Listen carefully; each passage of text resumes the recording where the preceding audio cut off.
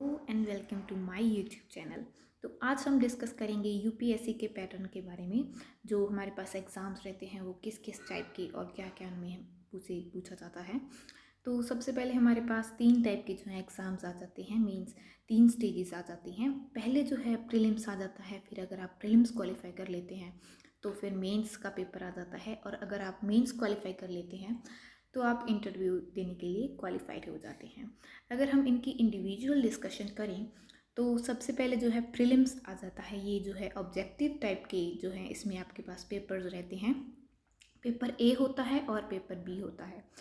Paper a general studies 1 का होता है और पेपर बी जनरल स्टडीज़ 2 का होता है। इसमें जो है आपके पास सी सेट जो है वो पूछा जाता है और जो क्वालिफाइंग नेचर का रहता है, यानी पेपर बी में आपको सिर्फ 33% रिक्वायर्ड होते हैं, जबकि जो पेपर ए होता है वो आपका प्रीलिम्स के लिए डिसाइडिंग होता है कि आप प्रीलिम्स के लिए क्वालिफाइड हैं या फिर नहीं हैं। ये जो है 100 क्वेश्चंस आपको पूछे जाते हैं प्रीलिम्स के पेपर्स में, जो ऑब्जेक्टिव टाइप्स के होते हैं, और जो टोटल मार्क्स हैं वो 200 इसके जो हैं हो जाते हैं। इनकी जो टाइमिंग रहती है वो 2 आवर्स की रहती है, और जो नेगेटिव मार्किंग इनमें की जाती है। इसके बाद हमारे पास मेंस का पेपर आ जाता है। मेंस का पेपर जो होता है वो क्वालिफाइंग पेपर्स होते हैं। इनमें सबसे पहले पेपर ए होता है जो कि इंडियन लैंग्वेज का होता है। मीन्स आप कोई भी इंडियन लैंग्वेज जिसमें भी आपको अच्छा लगता है, आपकी स्टेट की लैंग्वेज हो, जैसे चाहे वो पंजाबी हो, हिंदी हो, या फिर कोई भी और लैंग्वेज, तमिल हो, कोई भी हो, ये जो है 300 मार्क्स का रहता है। और उसके बाद पेपर बी आ जाता है जो कि इंग्लिश का होता है। ये भी क्वालिफाइंग नेचर का रहता है और ये भी 300 मार्क्स का होता है। इसके बाद हमारे पास वो पेपर्स आ जाते हैं जो मेरिट के लिए काउंट किए जाते हैं। सबसे पहले पेपर 1 आ जाता है जो कि एसए का रहता है, जो कि 300 मार्क्स का होता है। इसके बाद जनरल स्टडीज़ के पेपर आ जाते हैं। जो जनरल स्टडीज़ के पेपर हैं ये 250 मार्क्स ईच का रहते हैं। सबसे पहले हमारे पास जो पेपर 2 होता है यानी जनरल स्टडीज़ का, वो इंडियन हेरिटेज एंड कल्चर होता है। उसमें history and geography of world and society, ये आपसे पेपर 2 में पूछा जाता है। पेपर 3 में आपसे पूछा जाता है governance, constitution, polity, social justice and international relations. और पेपर 4 का जो सिलेबस रहता है वो है technology, economic development, biodiversity, environment, security and disaster management.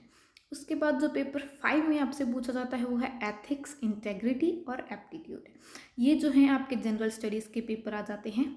और उसके बाद जो हैं आपके ऑप्शनल के पेपर्स होते हैं। ऑप्शनल के पेपर्स आपको, मीन्स आप कोई भी ऑप्शनल जो आपके पसंद का है वो ले सकते हैं, चाहे वो सोशियोलॉजी हो, साइकोलॉजी हो, एंथ्रोपोलॉजी हो, मैथमेटिक्स हो, या कोई भी जो आपको पसंद हो वो आप ऑप्शनल रखते हैं, जिसके कि 2 पेपर होते हैं। पेपर 1 होता है और पेपर 2 होता है। ये दोनों पेपर जो होते हैं वो 250 मार्क्स का ईच होता है।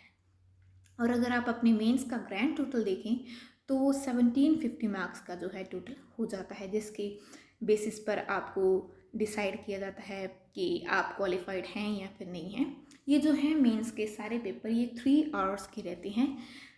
और इसके बाद जो है आपका इंटरव्यू आ जाता है। अगर आप मेंस क्वालिफाई कर लेते हैं तो आप इंटरव्यू के लिए क्वालिफाइड हो जाते हैं। इंटरव्यू जो है आपका 275 मार्क्स का रहता है।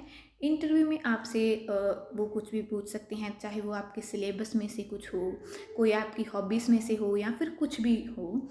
और इसके बाद जो है आपका रिज़ल्ट आ जाता है। रिज़ल्ट जो है आपका, ये मेंस और इंटरव्यू दोनों के मार्क्स को मिलाकर जो है वो डिसाइड होता है।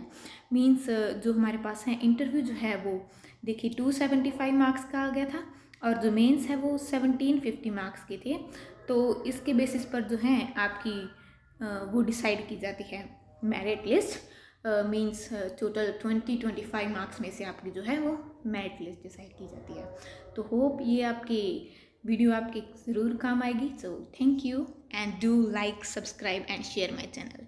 Thank you for watching.